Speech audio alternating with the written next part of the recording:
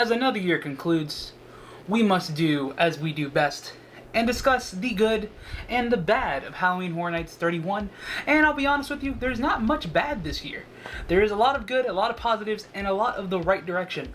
So, with all that being said, let's dive right into it and talk about my honest review of Halloween Horror Nights 31. And now a small side note before we move on into giving you guys my official review for this year's event. I just want to let you know that I did put a poll up on Instagram asking if you guys wanted this video. And if you guys want to partake in more polls of this kind of nature, saying of what videos will be next, go ahead and check me out on social media. It should be Losh TV or The Losh TV across all social media platforms. So do that and you can probably be involved like people are going to be involved today. So I told you guys to give me questions about HHN 31 that I will answer for you right here, right now. Let's go look at Instagram and give you guys a perfect question here. First question I have here is from Wonders of Aiden. And it says, most surprising house and zone. Okay, this isn't meaning that it's the best house, and it's not meaning that it's the best scare zone. However, the most surprising house, to me, was the shirt that I'm wearing right now. Yes, I expected it to be decent. No, I didn't expect to fall in love with this house the way that I did. This house was great. The run-throughs I had, phenomenal. Everyone in this house was lovable, and I just enjoyed this house so much. Now, as for zone that surprised me the most, I would probably have to say Horrors of Halloween. Not saying that I love the zone, not saying that I hated the zone. However, it was a nice surprise. Usually it's a table of contents for all of the houses. This year, it was a table of contents for all of the scare zones, which was kind of cool. You had a little effect from every single scare zone in here. And I like that a lot. And you had the Pumpkin Lord. Can't go wrong with the Pumpkin Lord. Everyone loves the Pumpkin Lord. Everyone also loves the Acclaimed. No? Anyone? Scissor me in the comments if you get it. Never mind.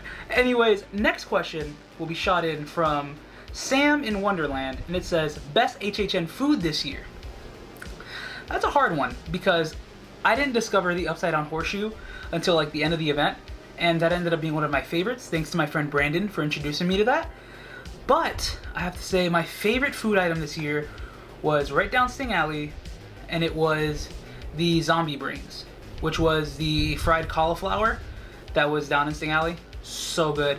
I had that at least 6 times this year. It was delicious. My favorite thing that I've had at Horror Nights in a really long time. Let's go to the next question here, and it is from Sass Jams. It is, what's your favorite or most memorable effect? Now, I take this as scenic effect, not so much scare. If it's different, I apologize. Comment down below and I will let you know scare-wise. But someone else asked about scare, so you'll probably get both answers here. The most memorable effect to me was possibly the violinist, I'm not good at English, in Dead Man's Pier Winter's Wake. Seeing her at the top of the ship, and then it just tied the entire house together because you hear her music the moment you walked in. So you're always in this curious mindset of, where is she?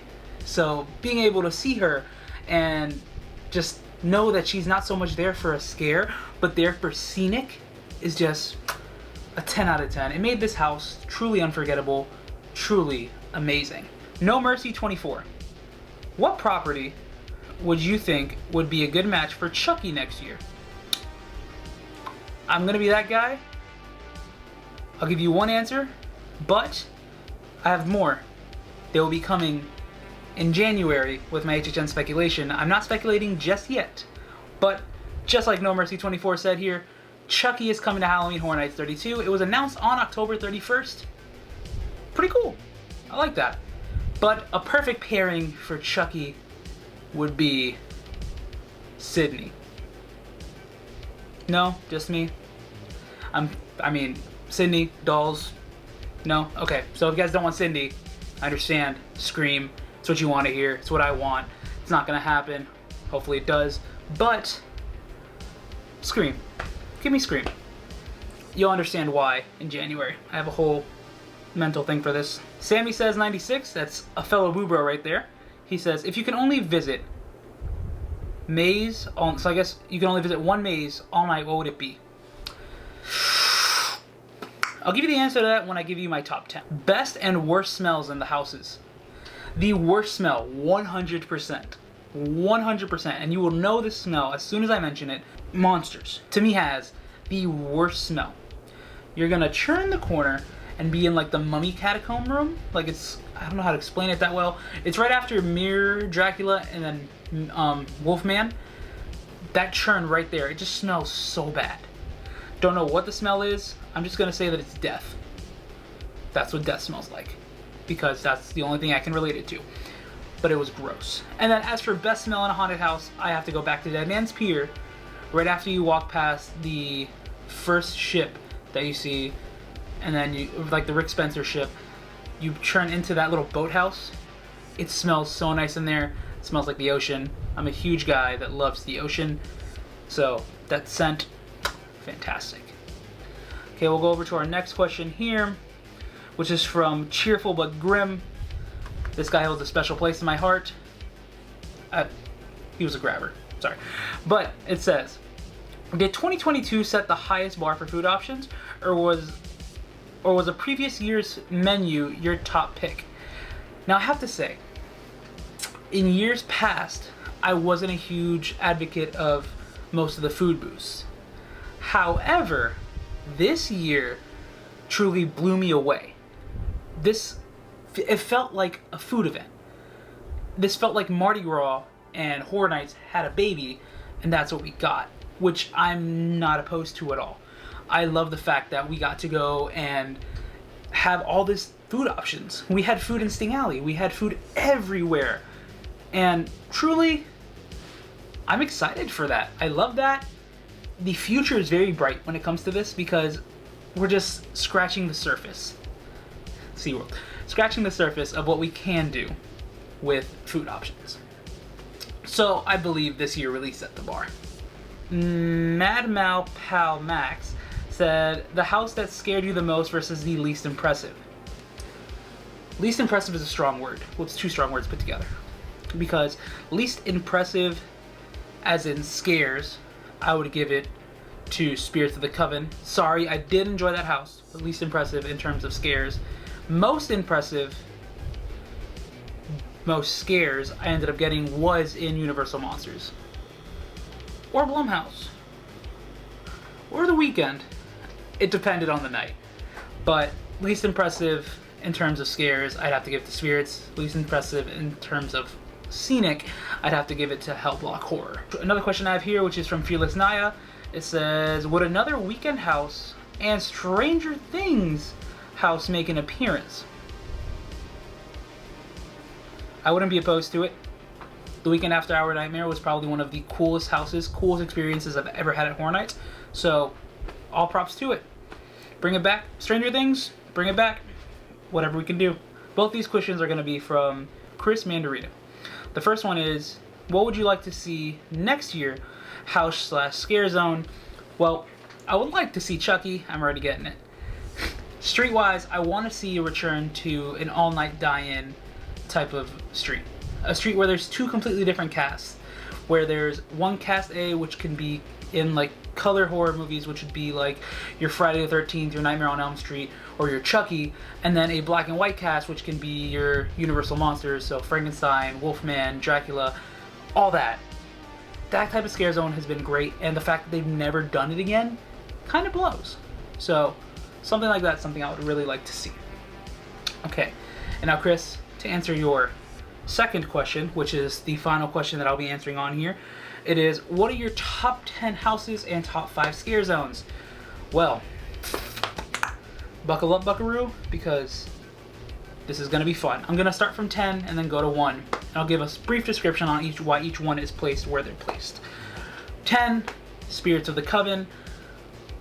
Yes, scenically, this house was phenomenal. I love the fact that they added the triggers the second or third week in. It was great. It was cool. If this house would have been featured at another year's event, I feel like it would have performed a lot better. But, nonetheless, this right now is at the bottom. I'm sorry, every list has to have one on the bottom, and this is that one. However, it was hard for me to choose between this and my number 9. My number 9 was Hell Block Horror. And now, why was Hell Block Horror my number 9? Well, kind of the same thing I said earlier. The scenic wasn't there. It was cool to see these monsters of Horror Nights Past all collabing together and having like a big slumber party in like a prison. It's cool to see them all resting there, but that's pretty much it. It was cool to see the monsters, cool to see the Yeti again. That's all I got. Yeah, Hellbox number 9. Number 8 got, this might be controversial to a few people. Bugs Eaten Alive is at my number 8. At the beginning of the event, this house was in my top 3. But it ended up dropping steadily, little by little. And yes, I like this house. Yes, it was really cool to see. Yes, I love seeing the bugs. But I feel like the same thing that happened with me with Depths of Fear years ago happened again this year, where we saw less and less of the bugs and started seeing more of the people. Now, yes, that has nothing to do with the house itself. It has to do with the actors, and the actors went out there, worked hard every single day, and I did find myself enjoying this house every time I went through it. But I just feel like this wasn't the one for me. Number 7, I have the house that was right next to Bugs, and that is Descendants of Destruction. D-O-D, Dodd. And I like this house a lot for its scenic design.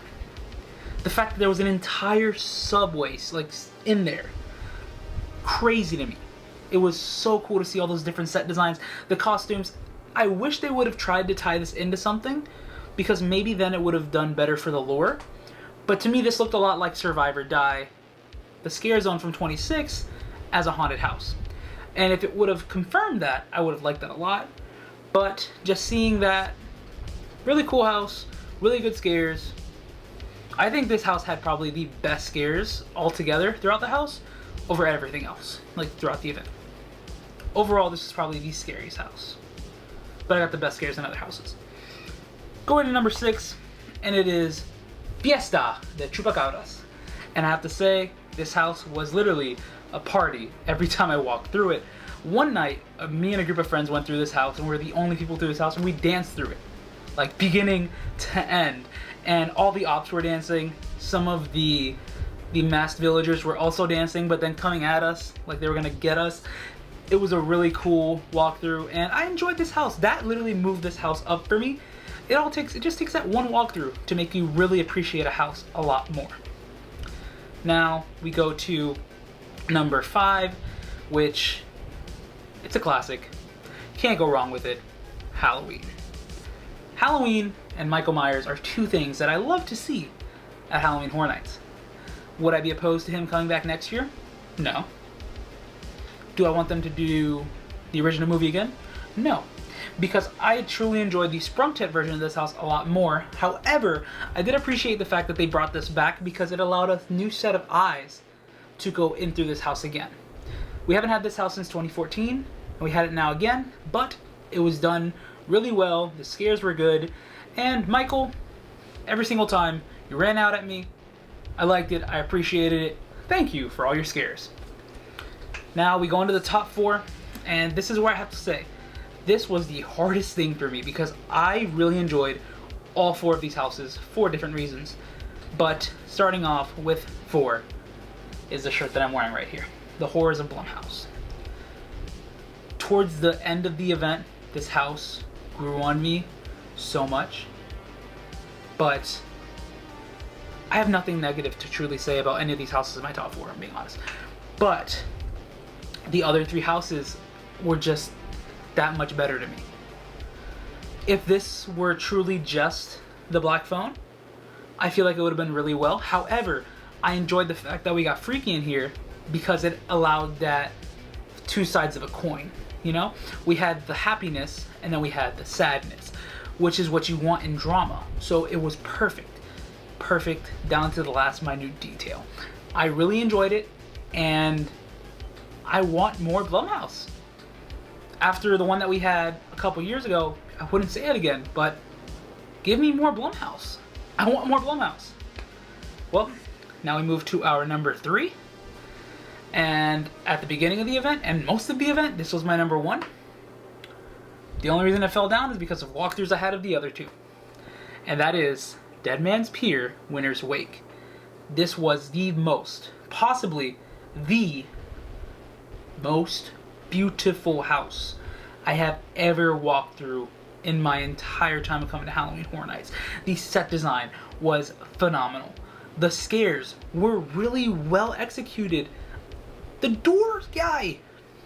And then back to just that whole scenic design. The fact that there was a lighthouse going throughout the entire house, like almost completely. The fact that the violinist was standing at the top of the boat.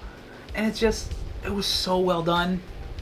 I wish we had more houses that were more geared towards story over geared towards scares, because I feel like it would truly drive a whole new pivotal thing for Horror Nights. So yes, this house was really well done. Now I move to my number 2, and as soon as I say my number 2, you will know my number 1. So number 2 is The Weekend After Hours Nightmare. And like I said earlier, I would not be opposed to this coming back. Well, not this exact house, but I wouldn't be opposed to a Dawn FM, like a sequel to this house. And according to like rumors and everything, it might actually happen. But this house was really well executed. It had such a negative connotation before it happened. No one thought this would be a good house. Everyone thought this was going to be buns. I was excited for it because The Weeknd's one of my favorite artists, but a lot of people weren't excited for this. But I found a lot of people saying they truly enjoyed this house, and it's because it was really well executed. Everything was good. The scares were really good. There was a scare I didn't discover until like last week with like a hand right before the subway station, and then it was just perfect. Like, I want this house back. I like this house. Give me a sequel. And now my number 1, if you haven't guessed it already, Universal Monsters Legends Collide. And wow. Wow, wow, wow. Set design to the T. Scares to the T. When I said earlier there was a house that I would say later was best scares, but I didn't want to spoil it, it was this one. The scares were perfect. The triple scare, phenomenal. The mirror scares, oh my god. And how can I forget my boy? Perfect.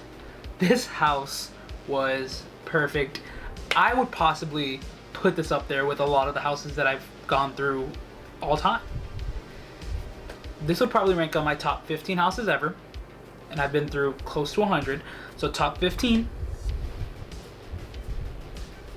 No regrets. This house was great. And out of the scare zones, I'll do this one a little bit quicker.